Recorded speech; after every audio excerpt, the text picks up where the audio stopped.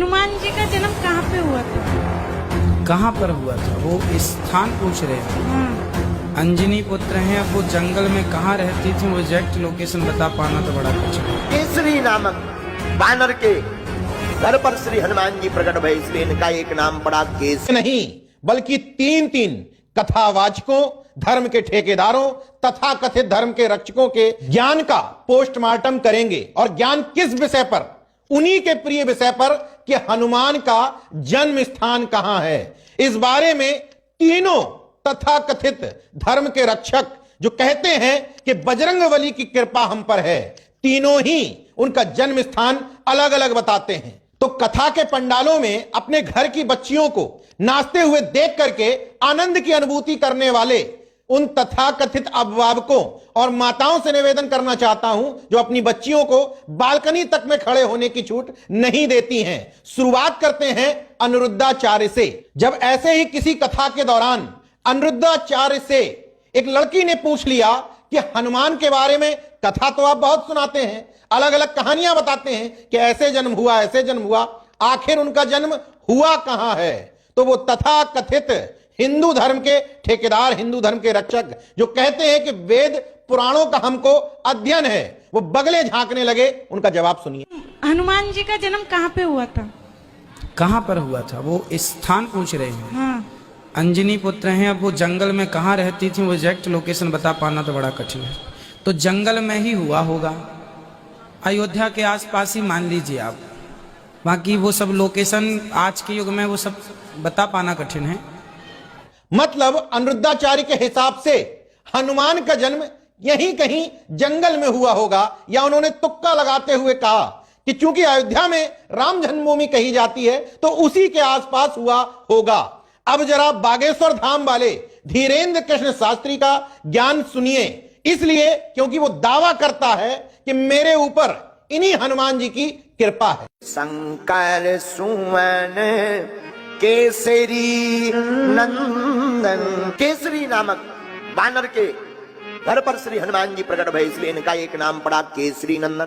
ये दोनों तो धर्मांध विश्वविद्यालय के शिक्षार्थी हैं, लेकिन इनके विश्वविद्यालय के प्रोफेसर जगत गुरु राम भद्राचार्य भी एक नहीं बल्कि दो दो स्थान बताते हैं और यह भी बताते हैं कि इन दोनों के बीच में विवाद है, लेकिन इन दोनों से अलग बताते हैं। एक कर्नाटक और एक तमिलनाडु, वो भी सुन लीजिए।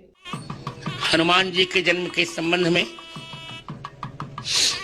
एक विवाद उठा कि हनुमान जी का जन्म स्थान कर्नाटका में माना जाए या तिरुमला में माना जाए। यदि आपको बहुत चिंता है तो कर्नाटका में मान लीजिए, पर शास्त्रों के प्रमाण की बहुलता तिरुमला में ही है। अब मैं तो पाखंड का पुजारी हूं नहीं, विज्ञान का विद्यार्थी हूं, इसलिए इस बारे में जानकारी नहीं रखता और ना ही रखना चाहता हूं।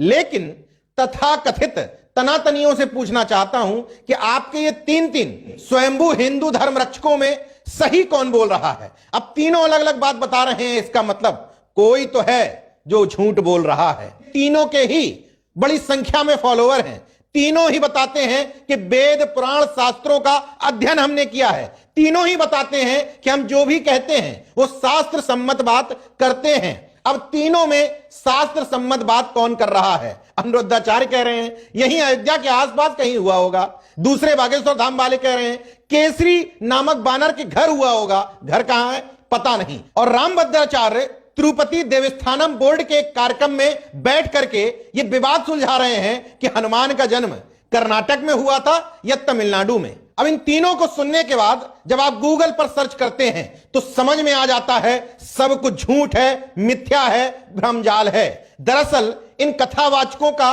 कोई निश्चित सिलेबस नहीं है, ना इनको यह बताना है कि जो मैं बता रहा हूं ये कौन से पुराण में लिखा है, कौन से वेद में लिखा है, कौन से शास्त्र में लिखा है। उठ करके आओ, अपने मन से अपना ज्ञान बताओ, आपके अंधभक्त उसको उसी रूप में स्वीकार कर लेंगे। इसी वजह से वो हनुमान जिनका जन्म कब हुआ, कहां हुआ, कोई अता पता नहीं है, उस हनुमान को लेकर के इस समय विवाद छिड़ा हुआ है।